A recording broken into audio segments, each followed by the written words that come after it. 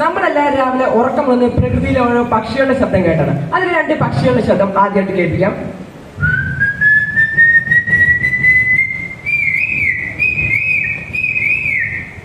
അതേപോലെ ഇപ്പോഴത്തെ പുത്തൻ തലമുറ മിമിക്രി ലോകത്തിലേക്ക് നോക്കിക്കഴിഞ്ഞാൽ കാണാൻ കഴിയുന്ന ഐറ്റമാണ് ബീറ്റ് ബോക്സിംഗ്.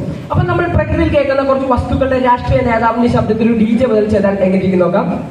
നമ്മൾ ആദ്യമായിട്ട് നമ്മൾ കേൾക്കാറുള്ള ശബ്ദമാണ് ഹെലികോപ്റ്റർ ശബ്ദം. ഇതിൽ ഒരു DJ പോലെ ചെയ്താൽ എങ്ങനെ നോക്കാം.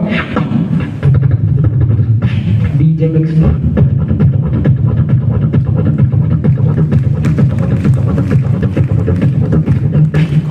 ഇതേപോലെ നമ്മൾ സ്ഥിരം കേൾക്കാറുള്ള മറ്റൊരു ശബ്ദമാണ് ബാഗിന്റെ ജാക്കറ്റിന്റെ സിബിന്റെ ശബ്ദം. അതിൽ നിന്നൊരു DJ പോലെ ചെയ്താൽ എങ്ങനെ നോക്കാം.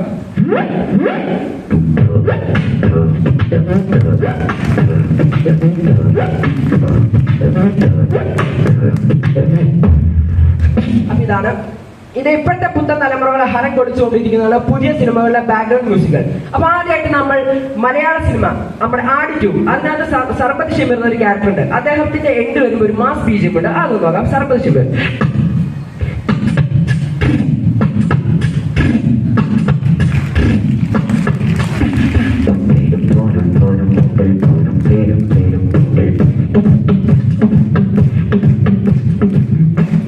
ഇതേപോലെ മമ്മൂക്കയുടെ മലയാള സിനിമ എടുക്കുന്നത് ഭീഷ്മപർവം.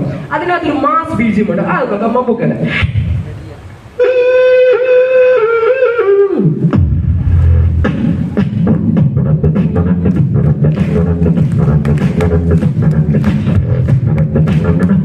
ഇതാണ് ഹൈലൈറ്റ്.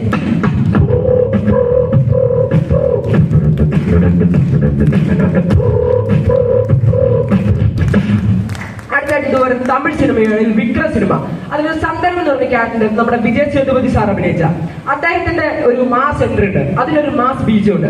അത് നമുക്ക് ട്രൈ ചെയ്ത് നോക്കാം.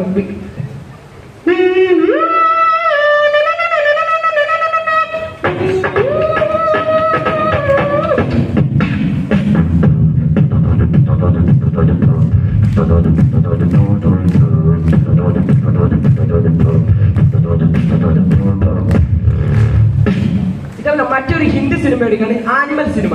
അതിനകത്ത് വയലൻസ് ഒക്കെ വരും. ഒരു അടിപൊളി ബീജം ഉണ്ട്. അത് നോക്കാം.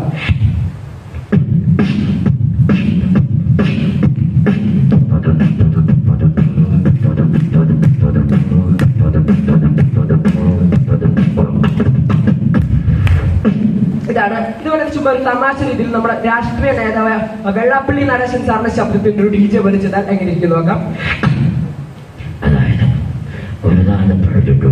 ഒരു ജാതി പെരുമന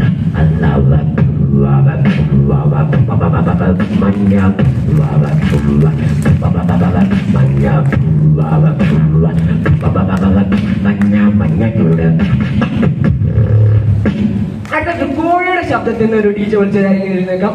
കോഴി മുട്ടയിടുന്ന ശബ്ദത്തിൽ